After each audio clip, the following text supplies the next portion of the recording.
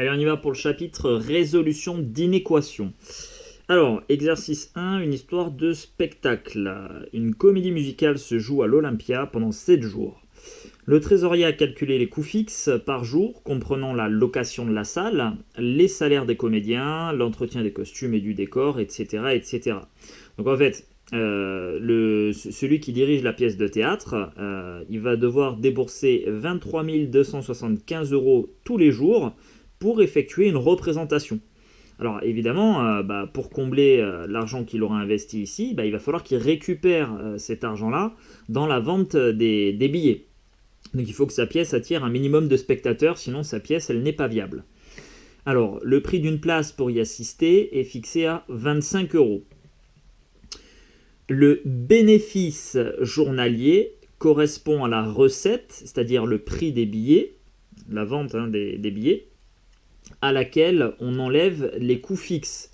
Donc c'est-à-dire que le bénéfice journalier, ce sera la recette, c'est-à-dire la somme récupérée par la vente des billets, donc 25 € fois le nombre de billets, auquel on va enlever le prix des coûts fixes, voilà, c'est-à-dire 23 275 €.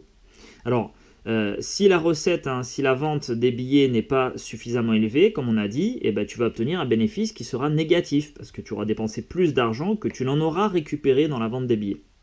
Donc un bénéfice négatif, c'est tout à fait possible.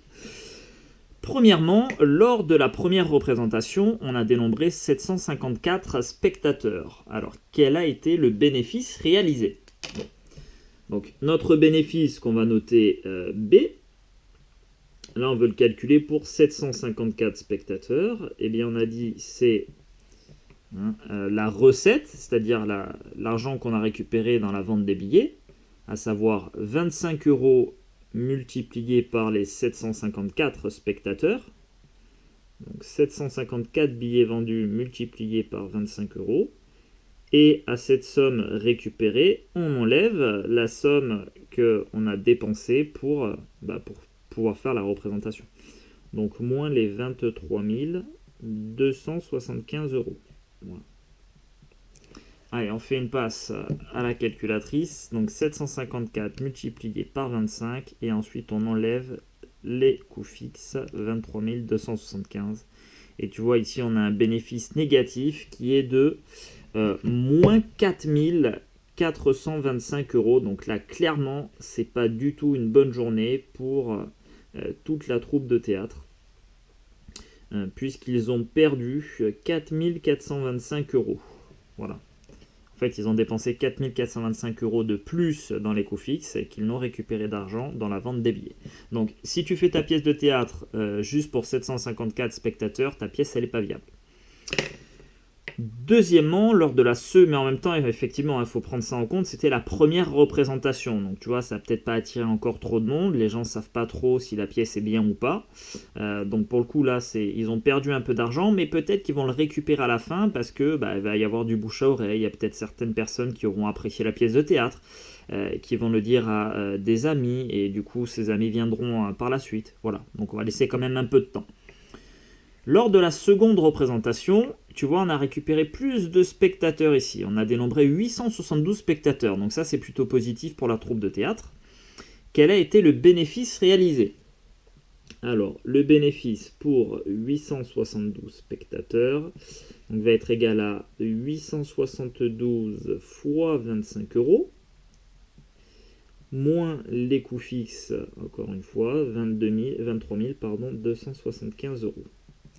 Allez, on refait une passe à la calculatrice et on va avoir un bénéfice de 872 fois 25 moins 23 275 et ça nous donne un moins 1475 €. Donc là encore, la pièce elle est toujours pas viable, ils ont perdu un peu d'argent, mais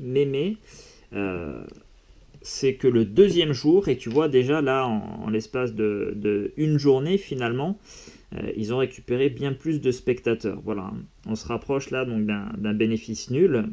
Bénéfice nul, évidemment, c'est pas l'objectif. Il faut faire de l'argent quand on fait des représentations très théâtrales, mais on va vite revenir dans nos frais et peut-être qu'après, tu vois, la 7e journée, alors évidemment, il faudra avoir fait un très bon bénéfice.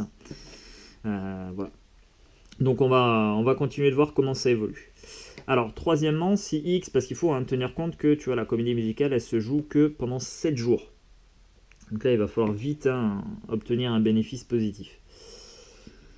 Si X désigne le nombre de spectateurs présents lors de la troisième représentation, remettre les cases ci-dessous dans l'ordre pour écrire une inéquation qui répond à la question suivante.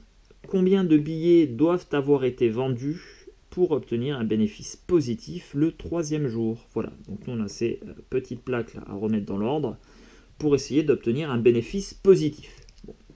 Alors le bénéfice, on a dit, c'est le nombre de billets vendus, en fait la somme récupérée par les billets vendus. Donc nous on a dit ici on a X, X c'est le nombre de spectateurs. Donc on va avoir X multiplié par 25 euros. Donc là je viens déjà d'enlever ça, ça et ça. X multiplié par 25 euros moins les coûts fixes, 23 275 euros. Je viens d'enlever ça et ça. Et il me reste les deux dernières plaques. Et bien ça doit être supérieur ou égal à 0 pour avoir un bénéfice positif le troisième jour. Voilà, on a remis les plaques dans l'ordre et on obtient cette inéquation. Une inéquation, en fait c'est comme une équation, sauf qu'au lieu d'avoir une égalité entre les deux morceaux, eh bien on en a un qui est plus grand ou plus petit que l'autre. Voilà. Et ici c'est le cas, donc on n'a pas le symbole égal, on a le symbole ici supérieur ou égal. Quatrièmement, résoudre cette inéquation, c'est-à-dire trouver les valeurs de x pour lesquelles on obtient un bénéfice positif. Voilà. Donc on va repartir de notre inéquation ici. Donc x fois 25 euros moins les 23 275 euros. Tout ça, ça doit être supérieur ou égal à 0. Alors, pour que tout ça soit plus grand que 0, eh bien ça veut dire que ce morceau-là doit être supérieur ou égal à celui-là. Donc on va pouvoir écrire, en fait, la somme récupérée par la vente des billets doit être supérieure ou égale au coût fixe, 23 275 euros. Voilà ce qu'on peut écrire. Et maintenant, on cherche donc le nombre de billets à vendre pour que ça dépasse cette somme-là. Donc là, deux techniques, je vais dire. La première technique consiste à remplacer x par une valeur. Tu vois, on fait la tactique du renard, comme pour les équations. Tu remplaces x par un certain nombre. On va essayer par 900. Tiens, on fait 900 fois 25. On regarde, on n'a pas dépassé 23 275. Donc on va mettre plus de spectateurs encore. On va essayer avec 950 fois 25. Ah, là on a dépassé, on a 23 750. Donc nous on regarde le nombre de spectateurs au minimum. Donc on va essayer avec 925 fois 25, 23 125. Bon, toujours pas, on augmente un peu, on va prendre 930 fois 25. Ah, là on est pas mal, et en fait tu vois, 23 250 et nous on veut 23 275, donc on rajoute une personne. Et là on atteint les 23 275. Voilà, donc tu vois à tâtons, on a fait 4 tests, on trouve très vite la réponse. Il faut qu'il y ait au minimum 931 spectateurs. C'est-à-dire que x ici, il doit être supérieur ou égal à 931. Voilà, on veut au moins 931 spectateurs. Donc ça, c'était la première méthode par test. Et ensuite, pour trouver plus rapidement ici en un coup la valeur de x, eh bien en fait, on cherche quel est le nombre qui multiplié par 25 va donner 23 275. Donc finalement, on a juste une division à faire. 23 275 divisé par 25 et ça fait 931. Voilà. Donc si x vaut 931, x fois 25, ça vaut 23 275. Et comme nous, on veut un bénéfice positif, eh bien, on va prendre toutes les valeurs de x supérieures ou égales à 931. Voilà. Donc il faut au moins 931 spectateurs.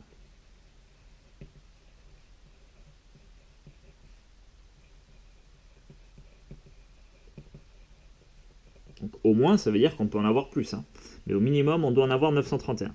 Cinquièmement, calculer le total des coûts fixes sur les 7 jours de représentation. Bon, on va mettre un coût fixe sur 7 jours. eh bien c'est égal au coût fixe d'une journée multiplié par 7. Donc on a 23 275 euros multiplié par 7. Et ça va nous donner 162 925 euros. Oui, la somme est élevée. Du coup, sur les 7 jours, il faut qu'ils aient récupéré plus que cette somme-là, et même, j'ai envie de dire, bien plus, parce que si tu récupères uniquement cette somme-là, finalement, tu as travaillé pendant 7 jours pour rien. Voilà. Et ça, c'est clairement pas l'idée. Sixièmement, écrire une nouvelle inéquation qui permet de répondre à la question suivante, puis la résoudre. Combien de billets doivent avoir été vendus sur toute la semaine pour avoir un bénéfice global positif? Donc là, on va mettre un bénéfice global, donc on va l'appeler B, encore le bénéfice. Bénéfice global, je vais mettre, on veut que ce soit supérieur ou égal à 0, et le bénéfice, eh bien, c'est le nombre de billets vendus. Donc le nombre de billets vendus, on va le représenter par la lettre X, c'est ce qu'on cherche. Donc on va dire X multiplié par 25 euros, moins les coûts fixes sur les 7 jours, c'est-à-dire 162 925 euros, eh bien tout ça doit être supérieur ou égal à 0. Voilà. Donc on cherche le nombre de billets vendus sur toute la semaine, tel que tout ça va être supérieur ou égal à 0. Et bien si tout ça est supérieur ou égal à 0, ça veut dire que ce morceau-là, il est plus grand que le deuxième, puisqu'on a une soustraction ici. Autrement dit, on a X fois 25 euros, qui doit être plus grand, donc supérieur ou égal à 162 925 euros. Allez, donc là encore, pour résoudre ça, tu peux faire par test. Moi, je vais faire directement la division, comme je t'ai montré, la tactique du poulpe. Donc, je divise 162 925 divisé par 25. Et voilà. Et donc là, il nous faut minimum 6517 spectateurs sur toute la semaine. Donc, on veut que X soit supérieur ou égal à 6517. Voilà. Donc ça, c'est sur toute la semaine. Donc tu vois, avec le démarrage, là, 754 plus 872, c'est pas assez. Il va falloir rattraper ça sur les 5 derniers jours, en espérant que le bouche à oreille aura fonctionné, que la pièce de théâtre aura plu, afin d'atteindre au moins